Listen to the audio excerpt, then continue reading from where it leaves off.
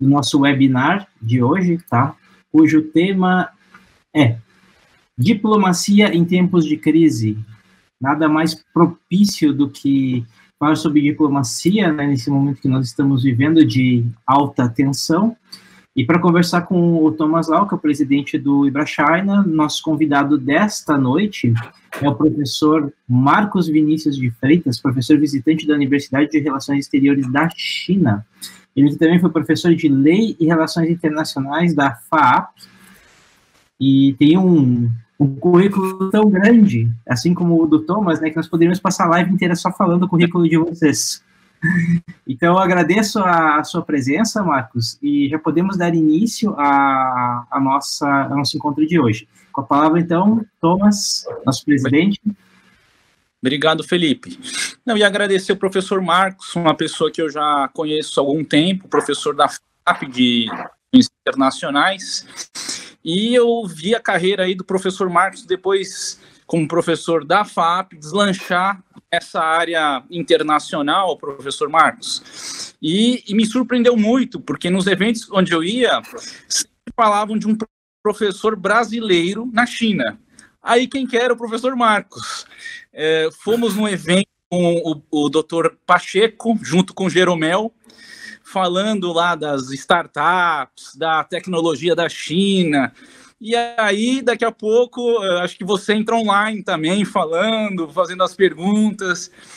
E aí, num outro evento que também falaram de você, professor, foi no evento dos BRICS, com os meninos da USP, né? Os meninos da USP fizeram lá um simulado, e aí também tinha a sua presença lá. Então, é para deixar claro que você hoje, nessa parte das relações diplomáticas, internacionais, não só com a China, com os BRICS, com os Estados Unidos, que eu acho que o papel hoje importante também do Brasil é esse relacionamento com os Estados Unidos, está muito alinhado com o posicionamento americano, e isso faz parte também de uma diplomacia brasileira, né? E aqui eu quero já entrar no tema de hoje, né? Da gente falar um pouquinho do que aconteceu e o que está acontecendo em virtude da pandemia do Covid-19, essa crise ou não do relacionamento Brasil e China. A gente sabe que lá atrás, em 1974, o Geisel, na época, ele retomou o relacionamento com a China, pensando mais no pragmatismo responsável, né? O chanceler pensou, já que os Estados Unidos já tem um relacionamento com a China através do Kissinger, Harry Kissinger, e depois o Nixon, que foi para a China e fez um relacionamento muito próximo com o governo da China. E em 1974, o Geisel aqui no Brasil também fez essa aproximação com a China. Então, de lá para cá, a gente só vê o crescimento desse relacionamento, né? A gente vê todo um cronograma, uma cronologia de um relacionamento muito bom, de um relacionamento muito amistoso, amigável, e de 2009 para 2019, 2020, a China se tornou o maior parceiro comercial. Bom, agora minha pergunta é, professor, o que você acha daqui para frente, para o futuro, qual que vai ser a construção dessa relação Brasil e China, e como é que você acha que tem que ter esse pragmatismo responsável sendo aplicado? Tá bom. Thomas, em primeiro lugar, obrigado pela oportunidade, né? Alguns anos atrás, eu estava dando aula na FAP e um aluno meu chegou, ele tinha um orientador, e esse orientador saiu da FAP e foi para outra instituição. E aí ele chegou para mim e falou, olha, eu queria perguntar se você seria o meu orientador. E aí ele olhou, eu perguntei para ele qual era o tema que ele estava escrevendo, e ele estava escrevendo um tema de administração, nada a ver, e eu falei para ele, ó, eu vou ser seu orientador desde que você escreva sobre a China. Nossa. E o seu tema vai ser a entrada da China na Organização Mundial de Comércio. Isso foi há uns 12 anos atrás. E aí, uma outra aluna também desse mesmo orientador veio conversar comigo. E ela perguntou, o que eu vou escrever? O que eu devo escrever? Eu falei, você vai escrever sobre os investimentos chineses na África. E nessa história, eu montei um grupo, acho que foram uns 20 TCCs sobre China. Não é? Porque o grande problema que a gente tem no Brasil é a falta de especialistas que consigam entender ou que conheçam na profundidade os países. Eu estudei nos Estados Unidos e eu sempre ficava abismado. Se você quiser, se você tem uma pergunta sobre o Azerbaijão, você vai procurar alguém que estuda o Azerbaijão e sabe a questão do Azerbaijão, os políticos, tudo isso. E no caso nosso, a gente não tinha isso, né? Esse conhecimento era muito adstrito ao Itamaraty e muito assim por cima, né? Embora a gente tenha tido alguns embaixadores que serviram na China, gente que passou por lá, mas o nosso conhecimento acadêmico era muito baixo, era, ao menos a minha percepção, era um pouquinho superficial. Uhum. E eu acho que o que nós observamos também é que mesmo no governo atual nós temos tido aí uma falta de percepção da potencialidade do relacionamento bilateral.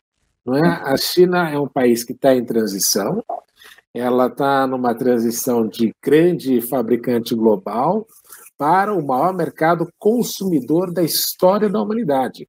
Né? Se você pensar que, segundo a perspectiva do Partido Comunista Chinês, é de chegar em 2049 com uma renda per capita acima de $20 mil, 20, 25 mil dólares, você imagina isso multiplicado por 1,4 bilhões de pessoas e você tem uma ideia deste mercado, do poder consumidor deste mercado. Uhum. Os outros mercados, União Europeia e Estados Unidos, não vão crescer nessa mesma proporção. Então, talvez o Covid possa aí retardar um pouco esse crescimento chinês, mas eu não tenho dúvidas de que isso vai acontecer. Então, eu sempre tenho falado, Thomas, para o pessoal que as possibilidades que o Brasil tem com os Estados Unidos de crescimento, com os Estados Unidos e com a União Europeia, são meio marginais, né? Não vai ser assim, não vai ter uma grande alteração. Os norte-americanos não vão investir mais no Brasil por causa disso. Já com a China, o nosso relacionamento pode ter um crescimento exponencial. Uhum. Não é? Se nós soubermos trabalhar bem a parceria bilateral. O que nós vemos aí? O Covid, ele acelerou, eu escrevi sobre isso uma vez, eu acho que 2020 é o marco inicial do século asiático, né? Nós vemos até agora andando. O Covid é uma grande ruptura internacional para todo mundo, que a gente observa. Eu acho que esse aqui é que vai entrar daqui a uns 50 anos, com alguém estiver escrevendo sobre uma retrospectiva do passado, vai ver esse ano como o marco desse século asiático, porque você viu aí uma Ásia muito mais preparada para uma questão de pandemia do que qualquer um de nós podemos imaginar. Só que o Covid ele foi tratado internacionalmente do ponto de vista político, né? O presidente Trump está num processo eleitoral e esse processo eleitoral leva ele aí a buscar um bode expiatório, né? Ele precisa criar um inimigo externo. Todo presidente dos Estados Unidos nos últimos 40 anos tem tido uma guerra e o Trump não teve nenhuma, né? O Trump não teve nenhuma. A única guerra que o Trump fez, e isso é engraçado, né? Porque todo mundo achava que ele seria o presidente mais belicoso da história americana e foi o mais pacífico, né? Porque eles não tiveram, nesses 4 anos de Trump, não teve nenhuma intervenção como Clinton tinha, Obama tinha, Bush tinha, todos eles tinham. E o grande problema do Trump é que ele precisa de um resultado econômico positivo, porque essa é a grande pegada dele. Só que a Covid atrasa um monte de coisa, inclusive tem um impacto aí sobre a perspectiva econômica dos Estados Unidos. Então você tem essa questão ele fechar agora também para os brasileiros não irem para os Estados Unidos. Quer dizer, nenhum turista brasileiro pode ingressar nos Estados Unidos, mesmo com visto, de repente tem muito brasileiro que eu conheço, amigos, que tem apartamento lá em Miami, não podem ir. Fica um negócio também, já que é um grande parceiro econômico do Brasil, se isso afeta também essa relação econômica. Afeta sim. E tem uma coisa engraçada, né? Se a gente fosse ver pelos números de infectados, o Brasil é que deveria ter fechado a fronteira primeiro aos americanos. Né? Porque lá está, acho que mais de 100 mil, não é isso, professor? Eu não sei o número de mortes, mas era mais de 1 milhão de pessoas infectadas, né? Então, essa é a questão aí. E no Brasil, o problema é que nós estamos tentando antecipar 2022, porque no Brasil se criou essa história de impeachment. Então, os que querem tirar o Bolsonaro imediatamente e aqueles que já querem implantar as sementes de 2022. E o Covid no Brasil deixou de ser uma questão de saúde pública e passou a ser uma questão de esquerda-direita. De repente, o vírus no Brasil tem ideologia. Então, acho que essas são as coisas que a gente está vendo aí, de teoria conspiratória, um monte de coisa equivocada que vai surgindo. E, professor, como é que você enxerga a diplomacia brasileira em relação à China, com esses episódios recentes de membros do governo atacando a China e também, ao mesmo tempo, o embaixador da China dando uma resposta? Eu acho que a China, o embaixador chinês, ele tem sido mais assertivo, né? E não é um movimento exclusivo do Brasil, hein? Em outros lugares do mundo, os embaixadores chineses têm sido muito mais assertivos porque eles entendem que, se não se manifestarem de uma forma mais intensa, essas teorias conspiratórias vão aí vão virar uma elipse e todo mundo vai começar a acreditar em um monte de história que está sendo contada que não é verdade. Então, a postura deles tem sido nesse sentido. Eu acho que o governo chinês até tem muita gente criticando tudo isso, mas eles estão falando, olha, não é bem assim, não funciona assim, por favor, analisem melhor a história. E no caso brasileiro, o que a gente viu é que nós temos um pessoal que, de alguma forma, está comprando essas teorias conspiratórias à base de um suposto benefício resultante de um alinhamento automático com os Estados Unidos. Tá. E aí eu perguntei outro dia, eu estava fazendo uma apresentação, e desse relacionamento aproximado com os Estados Unidos, no ano passado nós tivemos déficit na balança comercial, enquanto com a China nós tivemos um superávit de uma relação comercial de 30 bilhões e um superávit de 20 e poucos bilhões. Então não tem substitutivo para a China com relação ao Brasil. Então esse pessoal que fica criticando muito, eu sempre pergunto, tá bom, o que você quer? Que a gente pare de ter um relacionamento com a China? E vão vender a soja para quem? Exato. Né? Vai vender a soja para quem? Porque e tem duas coisas aí, Thomas, para você lembrar também, que eu comento com os meus amigos. Eu digo assim, olha, o que o Brasil vende para a China, o mundo inteiro pode vender. Sim. A América Latina também tem, né, commodities. A gente está, na verdade, o Brasil, a Argentina, você tem outros países aí, Uruguai, também, que estão nessa lista de venda de commodities para a China, né, professor? E quando você mora na China... Estados Unidos também. E era isso que eu ia comentar, né? Do acordo comercial entre Estados Unidos e China, quando você lê o acordo, 40% é produto agrícola. É concorrência direta na veia com o Brasil. Tá. Você entendeu? Então, o pessoal fica falando, não, mas é isso, mas 40% do acordo é da área agrícola. Morando em Pequim, a gente vê muito isso. Morando em Beijing, você vê muito isso.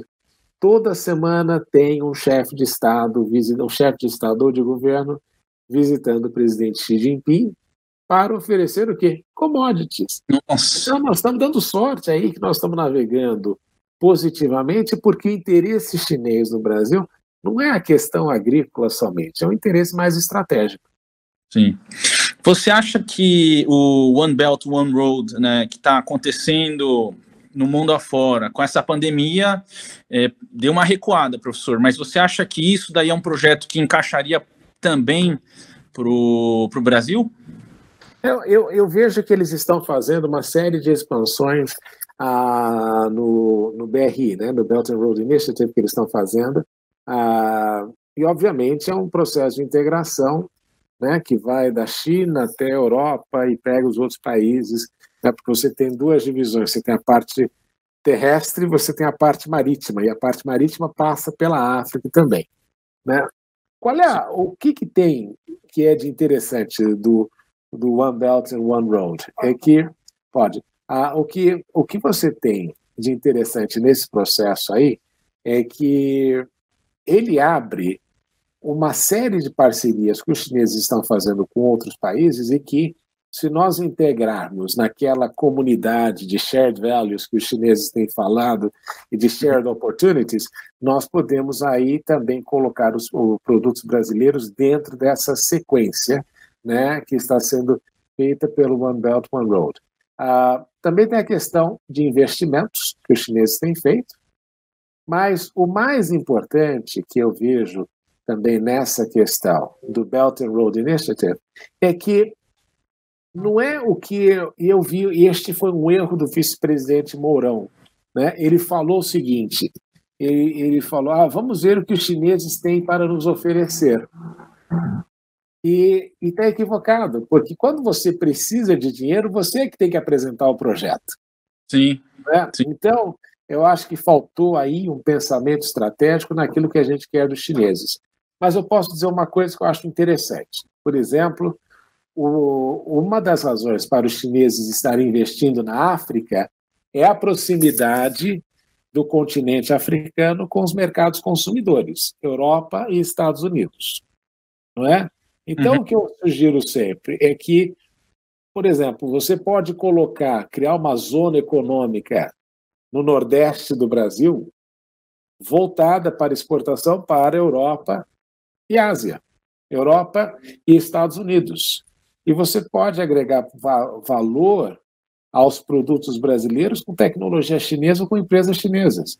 Então, o que eu penso é assim, falta a gente olhar e pensar assim, o que falta, qual é o rumo que nós queremos dar para o Brasil nos próximos anos e como é que a gente pode usar o capital chinês, a tecnologia chinesa, a infraestrutura, os planos de infraestrutura chinesa, o que dá para a gente usar e fazer em conjunto para dar este salto ornamental que o Brasil precisa fazer para crescer economicamente.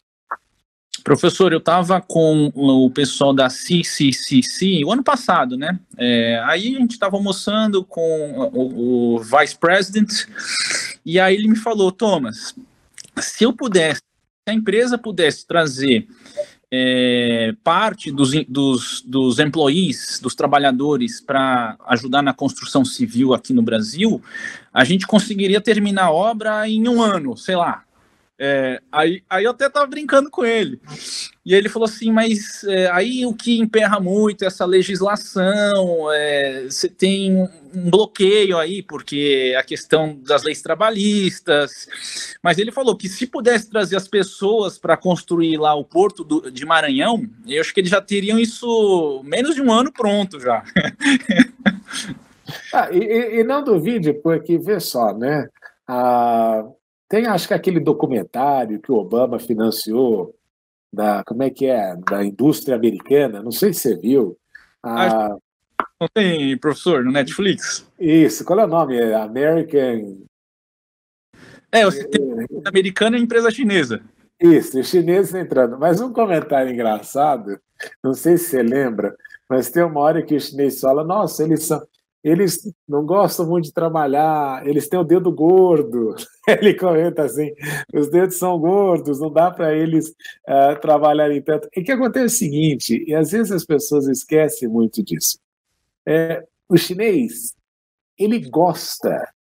Eu não estou dizendo que o brasileiro não gosta de trabalhar, mas o chinês, ele vê no trabalho uma forma de um elemento da sua identidade, não é? E o cara gosta de trabalhar. E ele sabe que para ele crescer economicamente, ele tem que trabalhar, né? Então, o artigo 42 da Constituição Chinesa, ele fala uma coisa que eu acho sensacional, é o meu artigo favorito. Ele fala assim: todo cidadão da República Popular da China tem o direito e a obrigação de trabalhar. Você entendeu? E obrigação. Você tem o direito e a obrigação de trabalhar. Por isso que os chineses produzem o negócio mais rápido, né? E outra coisa, também hoje em dia com a estrutura, eles já utilizam outras tecnologias, né? A gente ainda está usando cimento e eles estão usando estrutura de aço, é bem diferente. Como é que você vê, professor, você que morou na China, a inteligência artificial na China? Eu acho que vê que interessante, né? O país que mais tem gente no mundo é o que está mais investindo em atividades que vão retirar o trabalho. Uhum. Aí você fica pensando assim, é um negócio meio anacrônico, né? Mas você fica pensando assim, não, os chineses vão ter 1,4 bilhões de pessoas, vai ter um monte de gente desempregada em razão da inteligência artificial. Uhum. E poderia ser uma perspectiva equivocada, mas o que eles estão pensando é o seguinte: o que a inteligência artificial vai fazer é alterar a plataforma dos produtos que os chineses vendem para o mundo. Se os chineses continuarem vendendo televisão, ou hardware, ou coisa parecida, a renda per capita deles vai continuar nesse nível que eles mantiveram. Uhum. Então, eles sabem que para subir para um outro patamar, eles têm que vender produtos diferentes. Entendi. E daí é que vem todo o investimento em alta tecnologia. E hoje em dia, na China, você tem desde o produto de baixo valor agregado, aquele produto bem baratinho que você compra, a produtos extremamente sofisticados. Qual é o grande desafio que a China tem? O grande desafio que a China tem ainda é a produção de chips. Né? Esse é o calcanhar de Aquiles dos chineses, porque eles entenderam que não valia a pena investir tanto, e você tem basicamente 3 lugares que produzem isso no mundo, e eles estão satisfeitos. Agora, com os americanos colocando impeditivos, provavelmente, você vai ter aí uma indústria chinesa de chips surgindo rapidamente. E professor, lá na China você pagava tudo também com o WeChat, o pagamento online, deu para se acostumar facilmente com esse meio de pagamento? Eu vou te dizer, olha, tem 4 coisas que eu sinto falta da China. Né? Um é a comida chinesa, que eu gosto bastante,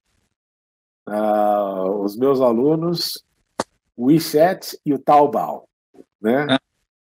O WeChat e o Alipay. Porque é engraçado, né? Você desacostuma a usar cartão de crédito, né? Você desacostuma a usar cartão de crédito e você desacostuma a andar com documento. O telefone, o único problema é que o telefone precisa estar carregado. Sim, verdade. O telefone precisa estar... E às vezes dá problema no Wi-Fi. Né? A conexão da internet às vezes dá problema, e aí você fala, puxa, né? Mas nessa hora você pega o dinheiro e usa. Mas, sem dúvida, a China está nessa questão do WeChat Pay e do Alipay, é muito mais confortável você andar, porque você esquece, você não precisa andar com dinheiro, né? Sim. E eu acho que até você gasta mais, porque como você vai pagando as coisas eletronicamente, você não vai manuseando o dinheiro. Mas é bom para a China, porque se você pensar, né, eles estão com essa iniciativa de lançar o renminbi digital, né, e eles só estão fazendo isso porque eles têm uma economia digitalizada quase que completamente. E o Alibaba parece que eles fizeram também um pagamento de reconhecimento facial, né, professor? Eu não cheguei a ver isso. Já tem. Chega na loja, por exemplo, no KFC, e aí em 10 segundos você consegue fazer o pagamento por reconhecimento facial. Eu achei muito bacana isso daí. Você pega os produtos, você passa automaticamente no negócio lá, na máquina, e aí você tem duas opções. Ou você põe o WeChat, ou você faz pelo reconhecimento facial. E aí a máquina, você aperta o botão, ele olha para a sua cara, paga a conta e tira da sua conta bancária. Uau. Não, fica... claro, tem muita gente que fica preocupada com sigilo, o governo sabe que você está comprando. Eu falei, olha, o Banco Itaú consegue saber até a marca do papel higiênico que você usa. E como é que você enxerga essa questão agora desse monitoramento, vigilância das pessoas lá na China em relação às que estão infectadas do coronavírus, que tem um QR Code verde, que pode andar por qualquer lugar no espaço público, professor, mas os que estão com QR Code vermelho, o governo já sabe, já está controlando. Você vê que isso, de alguma maneira, fere aí os direitos individuais de privacidade da pessoa? Como que você vê isso sendo transportado também, de alguma certa maneira, para o Brasil? Pessoal, nós estamos há mais de 70 dias em quarentena em São Paulo. Verdade. Não, o governador fala todo dia, fique em casa, fique em casa, fique em casa. E ele basicamente cerceou a liberdade das pessoas de saírem, porque não adianta você... eu tenho liberdade de sair, e você vai aonde? Eu falei... Supermercado, né, professor? Não tem outro lugar. Supermercado e farmácia viraram passeio. Não é? Então, aí você vai falar, o que eu prefiro? Eu prefiro estar monitorado e a pessoa que está doente não poder se movimentar, né? E eu faço aí aquele isolamento vertical, né, que o Bolsonaro tem falado. O isolamento vertical é esse. Se você tem problema, você não pode ir, você tem o códigozinho que já apita no telefone. Então, eu acho que essas coisas, essa questão que a gente, às vezes, fica, se questionando aí sobre a questão da privacidade, privacidade com a internet já foi embora há muito tempo. Sim, sim. O Facebook já tirou a privacidade da gente, o Google. Outro dia um aluno meu levantou essa questão aí de privacidade, e ele mora numa cidadezinha do interior. Eu falei, olha, faz uma gentileza para mim, entra no Google Earth. Ele entrou no Google Earth, falei, digita o endereço da sua casa. Ele digitou, eu também digitei, eu falei, olha que legal, a sua casa tem uma piscina, seu vizinho tem uma piscina. E aí comecei a falar da rua, tudo isso. Eu falei, me diz uma coisa, em algum momento você assinou uma autorização, seus pais assinaram uma autorização para a Google fotografar a sua casa? Você entendeu? Hoje em dia todo mundo sabe de tudo, né? O Facebook sabe seu comportamento, o remédio que você toma, ele já sabe tudo, né? Tá meio que tudo interligado. Você tá certo. E como é que a pessoa acha que o Facebook vai ganhar dinheiro se não é vendendo informação da base de usuários? Você faz, ele já vem com Booking, daqui a pouco você já está recebendo um e-mail do Booking falando das viagens, do hotel. É um negócio muito dinâmico, né? Essa velocidade do capitalismo de informações hoje. Inclusive, ele monitora o que você fala. É impressionante, professor. Então, quando o pessoal começa a ver, eu falei, qual é a garantia que uma empresa é muito pior que o governo chinês? Na verdade, você pega esse monitoramento que o nosso governador está fazendo do isolamento. Ele está pegando na verdade, pelos telefones, né? Quem sai de um raio de 200 ou 300 metros é porque está circulando. Mas era uma coisa, eu falei, o problema disso é que ele não utilizou a tecnologia de uma maneira mais inteligente. Devia ter perguntado para os chineses e para os sul-coreanos como eles fizeram nessa questão de monitoramento. Até para avisar para a pessoa, né? Receber alerta de Covid, se você está próximo de uma área que tem muitos casos. Né? A gente só sabe que em São Paulo tem muito caso de Covid na Brasilândia porque a televisão fala disso. Mas seria interessante você estar aproximando, você está numa região que tem muito caso de Covid. Preste atenção, entendeu? Então, eu acho que, nesse sentido, o chinês não só o chinês, mas o asiático, ele usa a tecnologia muito a favor dele. Né? E a gente fica ainda com essas coisas e perde a oportunidade de se desenvolver melhor. Professor, uma pergunta. Como que você enxerga agora, então, uma melhoria na diplomacia e no prestígio internacional que o Brasil precisa resgatar aí? O que o Brasil tem que fazer para atingir essa meta? O que o Brasil pode construir novas pontes também para melhorar essa credibilidade? Como é que você enxerga essa diplomacia, não só de governo para governo, mas talvez uma diplomacia cidadã, uma diplomacia através de vínculos acadêmicos, através de um relacionamento entre entidades, instituições que possam agregar aí o caminho, um pragmatismo mais responsável. Eu acho que a primeira coisa que precisa fazer, Thomas, aí, primeiro tem que ventilar o Itamaraty. Né? Como todo mundo é da carreira, e você tem muito pouco espaço para interferência externa, você precisa ter oportunidade de trazer embaixadores que não sejam da carreira, ter secretário assistente responsável por área que não seja da carreira.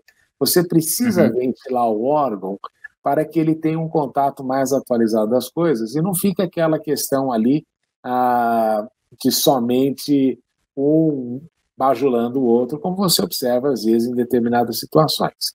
Então você precisa disso. E eu acho que também precisa mudar o perfil do recrutamento do diplomata. Né? Porque, como é concurso público, às vezes o cara que passa no concurso público não vai ter o perfil no longo prazo para a carreira. Não é? Então você precisa realmente pensar assim, tá bom, quem é que vai... Primeiro eu quero ver como é que vai estar o Brasil daqui a 20 anos. Ele vai estar mais ativo na área comercial? Então eu preciso ter gente da área comercial. Eu preciso ter um pessoal que eu vou recrutar da universidade, e eu não vou botar o cara para estudar, aliás, como o chanceler, estudar Guimarães Rosa, porque é legal, mas não é o que a gente precisa. Né? Esse coisa de cultura, o cara vai ter tempo livre e pode estudar depois, mas você precisa de alterar o perfil na dinamicidade do cara que vai ser diplomata. Né? E isso é uma questão que você passa a pensar aí sempre.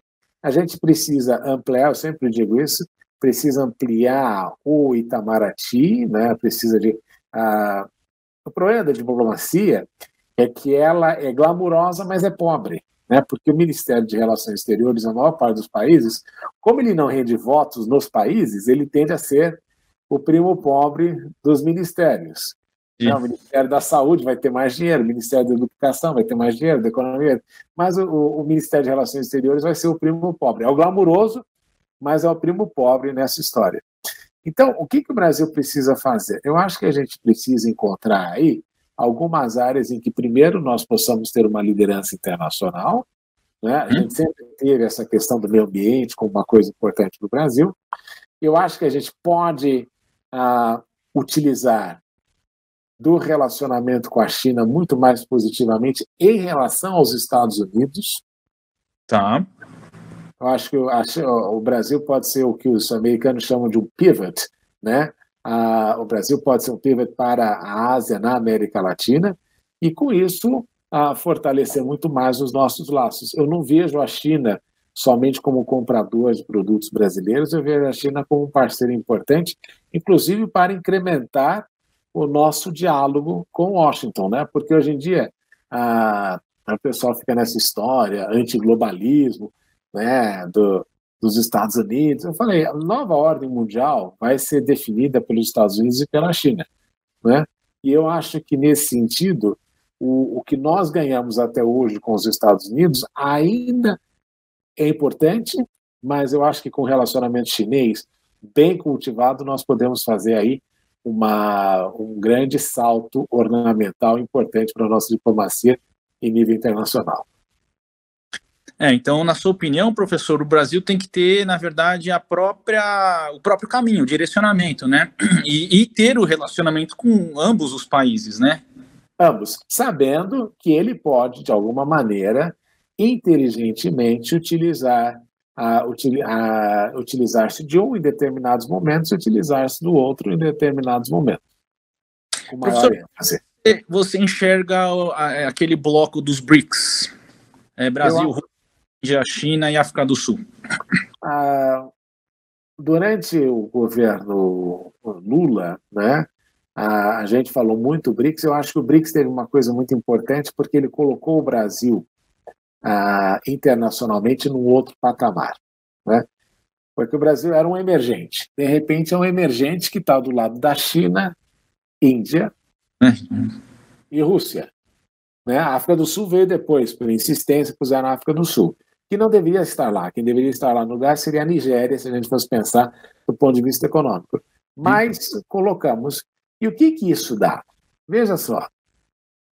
O presidente do Brasil se encontra, pelo menos, uma vez por ano com o presidente da China. Sim, sim. Nos eventos dos BRICS, né? No evento dos BRICS. Quantos países no mundo têm essa oportunidade? Verdade. Você entendeu? Nós temos uma oportunidade, uma vez por ano, a gente tem aquele momento para conversar com a segunda maior potência, que vai ser a maior potência econômica do mundo. Não é? Uma questão aí, já no paridade de poder de compra, já o são. Mas você tem este acesso direto, né, que a gente não tem. Se você olhar o Brasil, quando tinha o G7, o Brasil só ia quando era convidado. É verdade. O presidente do Brasil não tem acesso ao presidente dos Estados Unidos. Agora o pessoal acha que o Bolsonaro é amigo do Trump, que ele liga, manda mensagem pelo WhatsApp, mas a gente historicamente não tem esse relacionamento, não é? Então, eu acho que isso coloca a gente num patamar diferenciado, mesmo com relação àqueles com quem a China se relaciona. Os chineses olham de uma maneira diferente. Porque, vê que interessante, a China tem ela está localizada, a gente sempre fala, né? Você não escolhe parente, você não escolhe vizinho. E a China está geograficamente localizada numa região extremamente complicada, né? Se você pensar, ela tem 4 vizinhos que são potências nucleares. A Rússia? Rússia, Paquistão, Índia e Coreia do Norte. Coreia do Norte. Você tem 4 vizinhos que têm armas nucleares. Aí você tem a Coreia do Sul e o Japão, que nada mais são do que um braço dos Estados Unidos na região. Sim. Você tem o Vietnã, com quem a China tem 1000 anos de história de guerra. Você tem Hong Kong, que está tendo conflito em Hong Kong agora. Aí você tem uma outra aí você tem um problema com Taiwan, você tem um problema com Hong Kong. Não é, eu falei, a diplomacia chinesa, ela anda sobre ovos muito mais do que a diplomacia dos Estados Unidos, porque os Estados Unidos têm problema com quem? Canadá no norte, México no sul, Oceano Atlântico e Oceano Pacífico não tem. Ninguém que incomode os Estados Unidos, né? Ou ninguém. Desse lado, professor, você está certo, né? A diplomacia na China é muito mais complexa, né? É muito mais complexa, porque você tem vizinhos mais complicados, né? Então, é natural que a diplomacia chinesa gaste mais tempo com a Ásia, né? Por motivos óbvios, né? Agora, você tem aí a possibilidade de um país fora dessa região, né? Nós não somos... A Índia e a Rússia são vizinhos da China. Né? Então, você tem o Brasil distante, e o Brasil, de alguma forma, num alinhamento até um pouco mais aproximado da China, começa a encher a paciência dos Estados Unidos também. É verdade. Isso tem benefícios. E você vê que essa briga tecnológica refletiu muito no Brasil, professor. Você vê essa questão do 5G, da Huawei querendo participar, e aí o leilão foi cancelado. Quer dizer, na verdade, parece que eles até testaram 5G e falaram que o Brasil está faltando muito essa parte da infraestrutura tecnológica, mas está nessa briga, né, da tecnologia. Gente, é Huawei, né? Não é outra opção. Veja só, os Estados Unidos estão se opondo à questão da Huawei. Eu não sei se é para ganhar tempo, para eles desenvolverem alguma coisa que de alguma forma substitua, ou se é simplesmente para tentar alguma outra coisa que a gente não sabe. Mas o fato é de que os Estados Unidos não têm o 5G. Não tem. Né? Não tem. Eles vão te dizer que tem, mas não tem o 5G. Um amigo meu dizia para mim, não, na minha casa é 5G. Eu falei, você não sabe o que é 5G. Né? Porque em Beijing tem 5G. Né? Claro que às vezes a internet é ruim, você fala, eu queria só 1G, não queria 5, né? Que funcionasse bem. Mas os telefones novos da Huawei, que são 5G, são sensacionais. Então, você vê que essa é a típica questão e nós vamos ficar batendo, vamos nos alinhar ideologicamente e vamos nos dar conta de que nós perdemos tempo e dinheiro com relação àquilo que a gente faz. O Japão tem, na história, alguns momentos em que eles decidiram fazer algumas parcerias com os Estados Unidos em que eles se arrependeram profundamente de terem feito essa parceria. Então, obviamente, que os americanos não querem, porque o 5G representa aí um mercado de 900, quase $1 trilhão, Sim. E não é só 5G, é todo o padrão, né? É o padrão que os chineses vão estabelecer que os americanos não estão acostumados, né?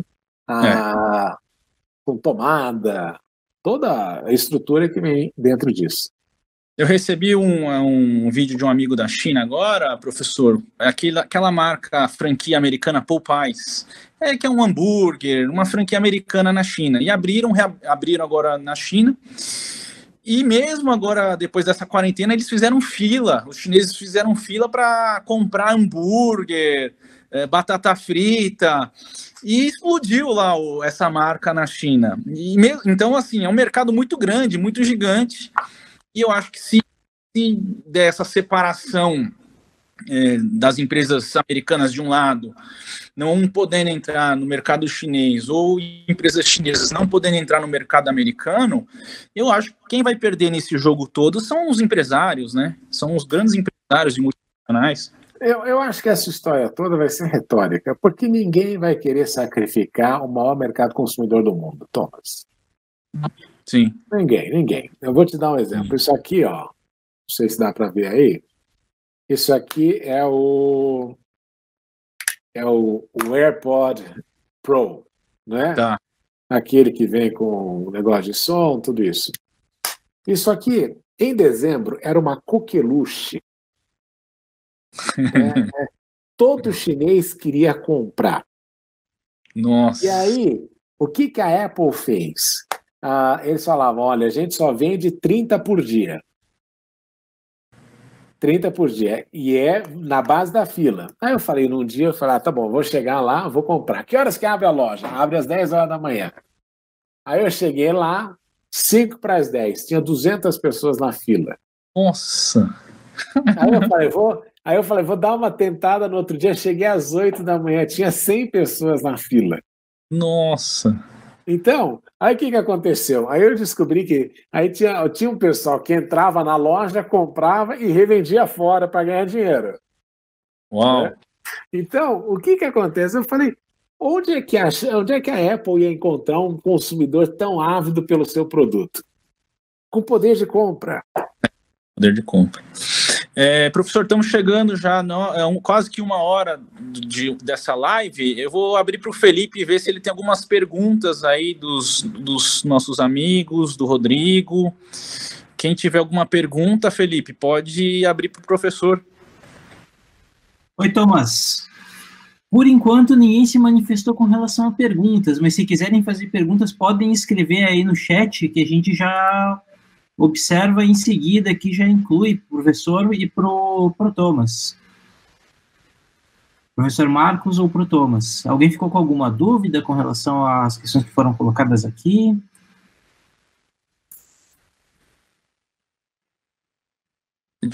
Felipe, eu vou fazer uma pergunta para o professor Marcos.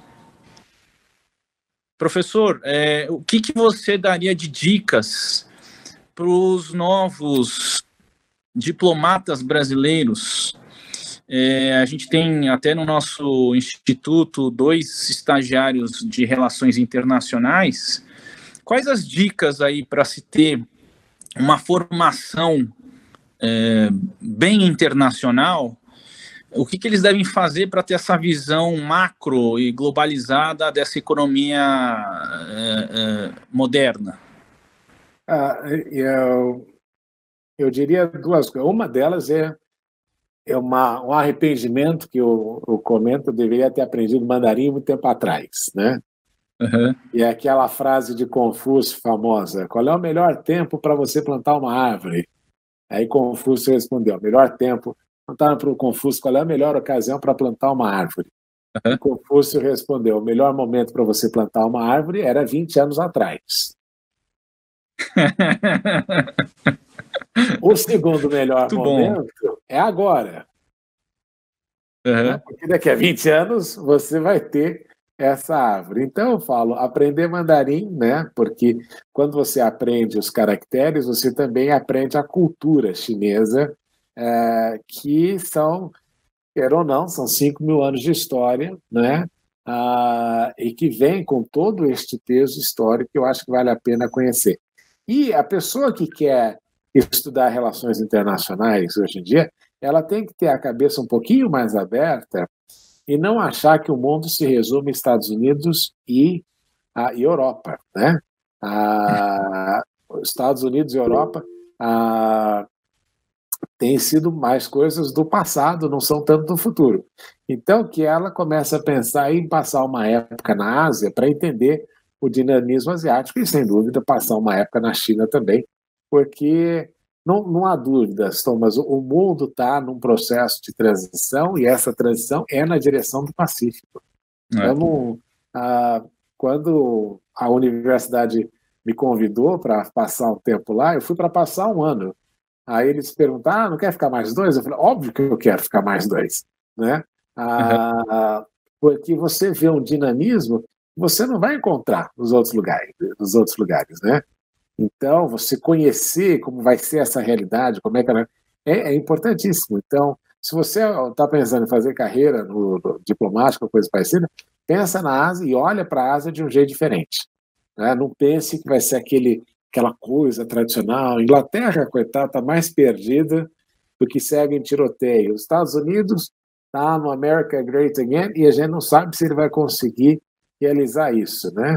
A própria forma como os países administraram a questão da Covid no Ocidente é preocupante, né?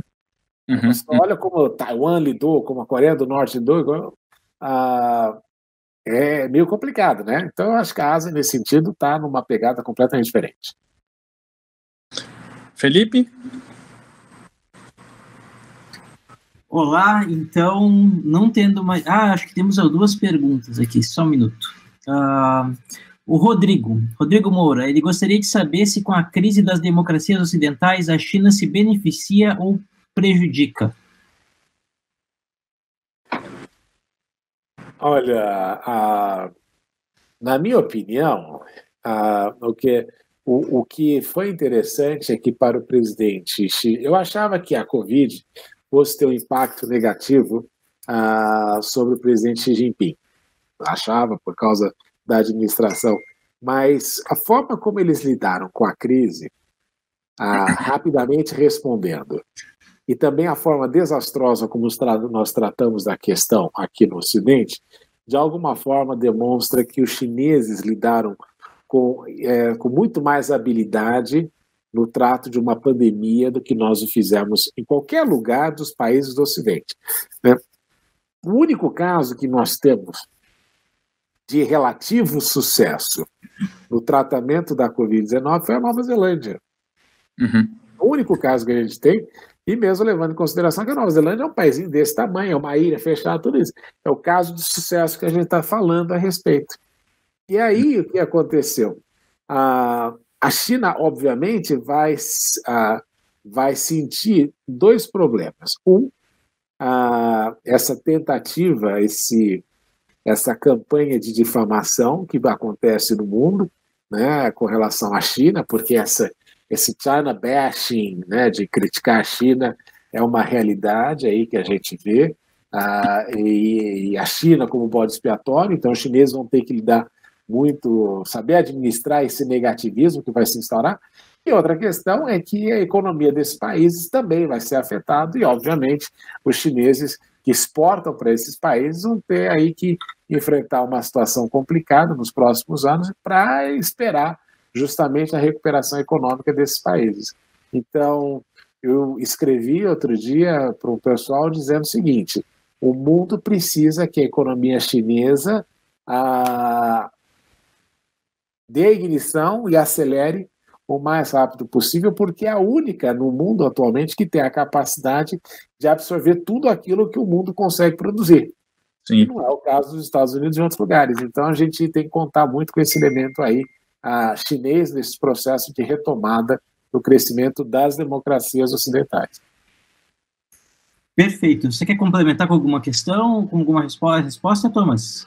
Eu concordo com o professor Marcos, e também dizer que isso também influencia países que estão aí sobre eleições, né? Você pega, na realidade, o que você falou do Trump. O Trump está aí numa eleição e ele precisa fazer com que a economia retome quanto mais rápido possível.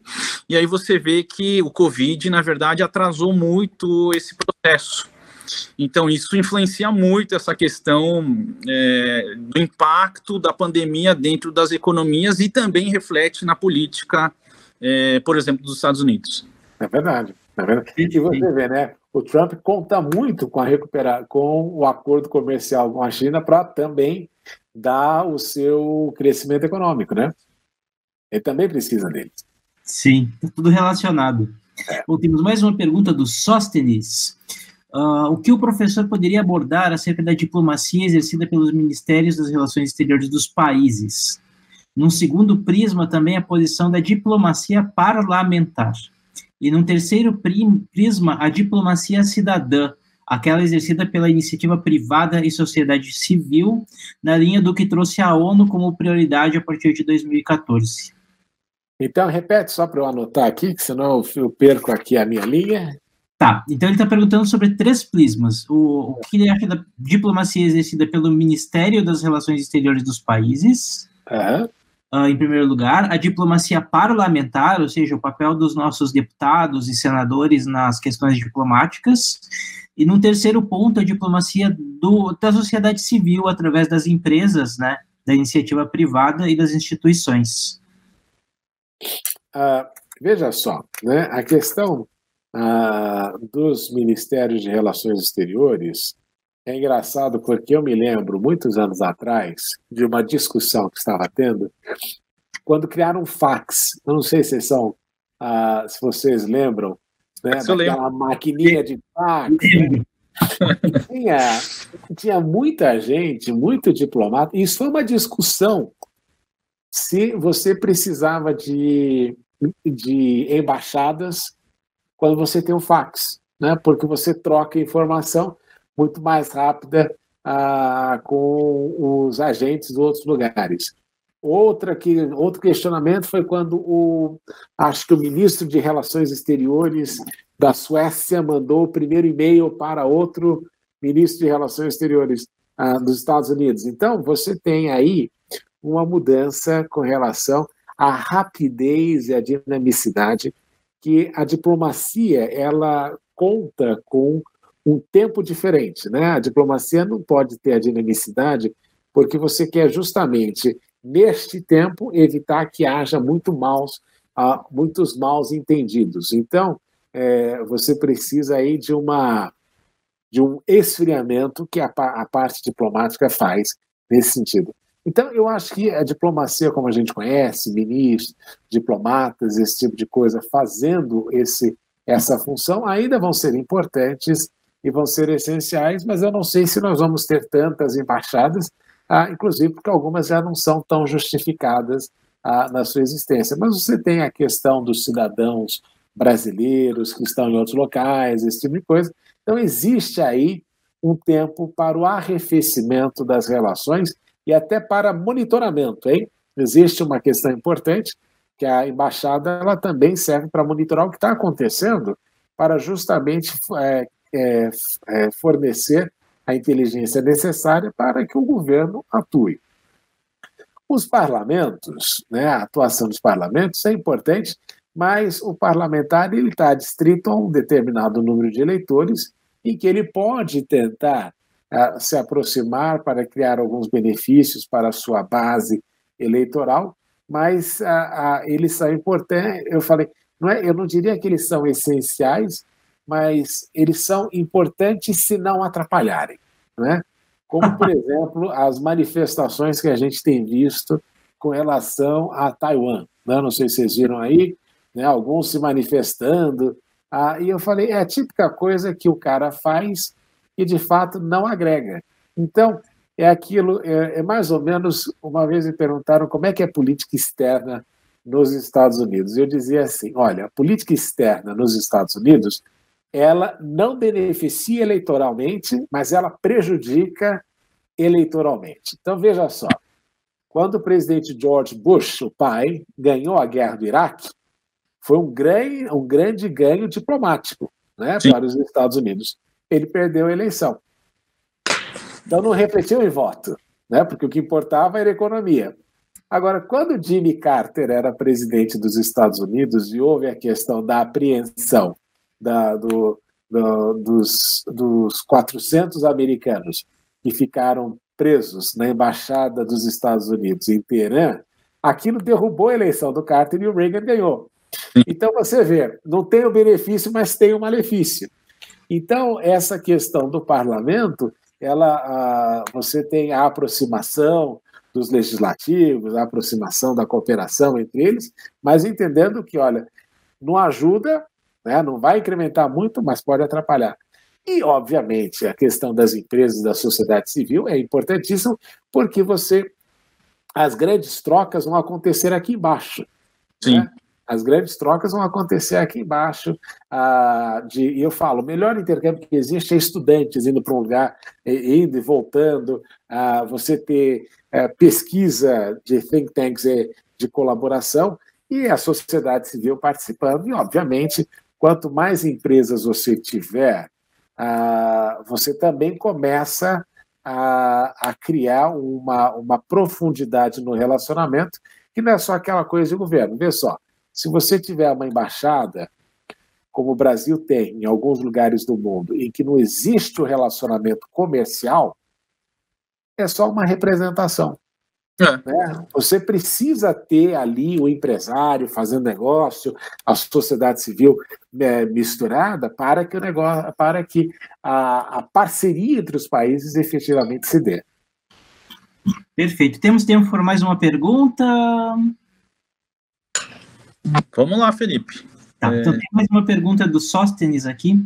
O que vocês acharam do discurso do presidente Xi na última conferência na China, sobretudo a questão de anunciar a vacina chinesa, que a vacina sobre o Covid será um bem público da humanidade? Posso... não há dúvida que não há líder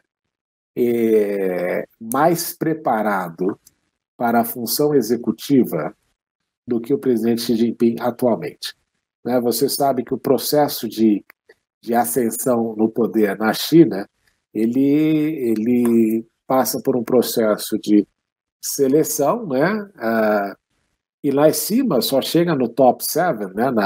no Politburo do Partido Comunista, quem realmente tem uma grande experiência administrativa.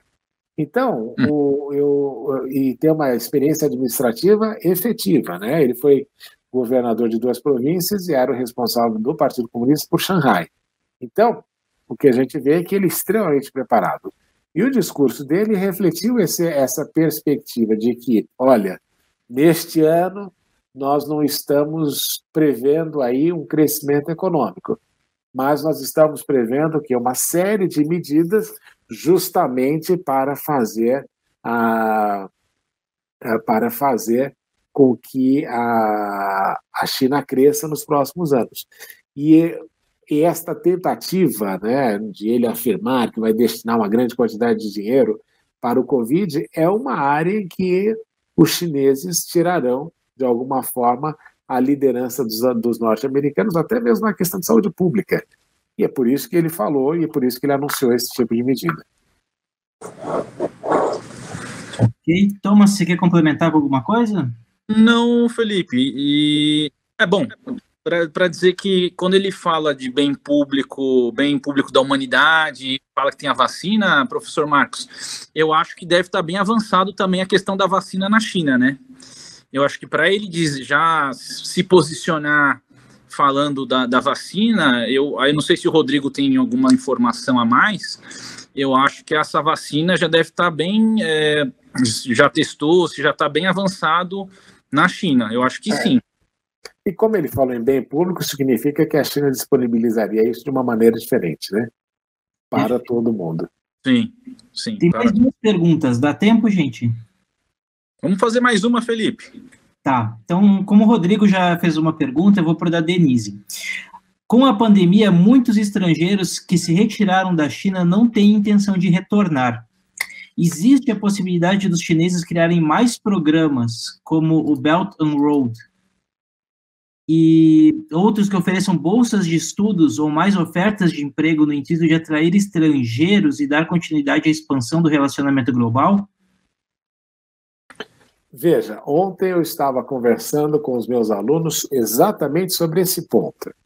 A grande vantagem e a grande inteligência dos Estados Unidos foi o fato de que eles sempre souberam atrair talentos de outros lugares do mundo. É verdade. Essa foi a grande sacada, que a gente chama de brain drain, né? Quando você pega o cérebro do outro lugar e traz para a sua terra. Eu falei para os alunos o seguinte, essa é a discussão, a China tem que fazer isso também, né? O que eles estão fazendo? Eles estão fazendo algo parecido, não é? Eles estavam comprando, não sei se vocês acompanharam, e que criou um problema, inclusive com os Estados Unidos, mas os chineses estavam comprando muitas empresas na área de tecnologia fora da China, né? Então eles estavam fazendo esse brain drain, mas local. Então, ao invés de levar o pessoal para a China, eles compravam as empresas na Alemanha, na França, na Itália, no mundo inteiro, na área de tecnologia, para justamente sorver esse cérebro e essa inteligência. Então, essa foi a forma como os chineses fizeram. Mas eu falei assim, olha, não, mas você precisa, e essa era a discussão com os meus alunos justamente ontem, precisa tornar a China atraente para que o capital intelectual do mundo também se mova para a China. Embora a gente reconheça que os estudantes chineses são muito dedicados e que tem muita coisa legal acontecendo, você precisa ter essa maleabilidade. E aí eu dei um exemplo até para a gente lembrar aqui. Eu não sei se vocês viram, mas recentemente o governo americano anunciou que médicos que tinham especialização em doenças semelhantes à Covid poderiam se candidatar a ter o visto permanente, a ter a residência permanente nos Estados Unidos de uma forma facilitada. Então você vê, no meio de uma crise global, os caras estão ainda tirando dos países o pessoal que tem a capacidade de fazer o tratamento. Então eu falei, isso aí é que os chineses têm que fazer. E, obviamente, as iniciativas nesse sentido vão incrementar a possibilidade aí de fazer com que a situação amplie de uma maneira positiva.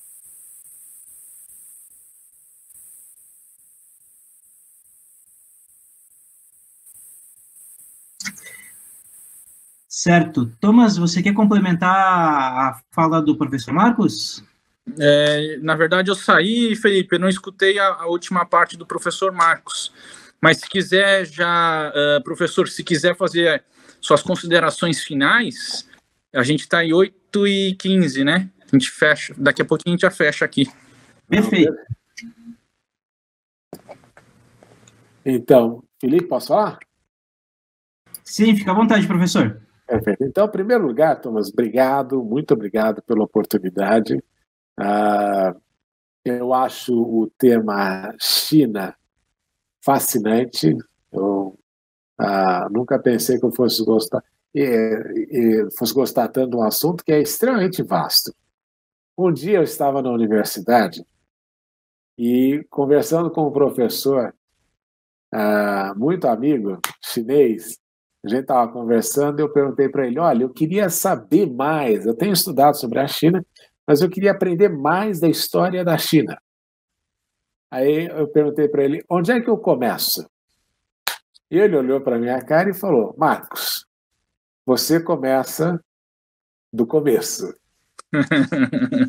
Então, se você quer entender como funciona esse país aqui, você tem que ter uma perspectiva histórica, entender um pouco do confucionismo, como isso afetou, como é a percepção chinesa do Estado, né? Porque, por exemplo, no Ocidente, o Estado é um inimigo, na China, o Estado é um membro da família, né? É o que toma as decisões coletivas, esse tipo de coisa. Então, você tem que entender que a China é um oceano de conhecimento, um oceano de oportunidade, e que é muito legal, e isso que eu admiro bastante, quando eu olho para o que eles fizeram nesses últimos 40 anos de reforma e abertura, eu acho que ao invés de a gente ficar criticando a China, a gente pode aprender muito que um povo com o devido estímulo, uma estratégia e uma perspectiva de longo prazo pode fazer uma revolução que a gente nunca viu na história da humanidade. Então, é um grande aprendizado para quem é no Brasil. Às vezes o Brasil é um país extremamente grande, abençoado, tem tudo que a gente pensar, mas o que falta é essa perspectiva de longo prazo, assim, de fazer. Eu falei, o que falta para o Brasil é alguém com o brilhantismo de Deng Xiaoping para planejar esse país para os próximos anos. Professor, eu quero agradecer a sua participação no nosso canal do Ibra China. É sempre uma honra rever um amigo já de alguns anos, né, desde a época da FAAP. E também aqui agradecer o nosso amigo Rodrigo Moura, que está na China, mas fez esse contato. E é sempre uma alegria estar falando com você, aprendendo novas coisas, aprendendo a diplomacia e a história da China. E, quem sabe, a gente se encontrar mais para frente na China também, né, professor? Não, estamos lá. E o que você precisar, eu estou sempre à disposição, viu, Thomas? Obrigado, professor. Tá ótimo, então. Tenha uma boa noite. Até mais, então. Pessoal, boa noite. Obrigado. Tchau, até mais.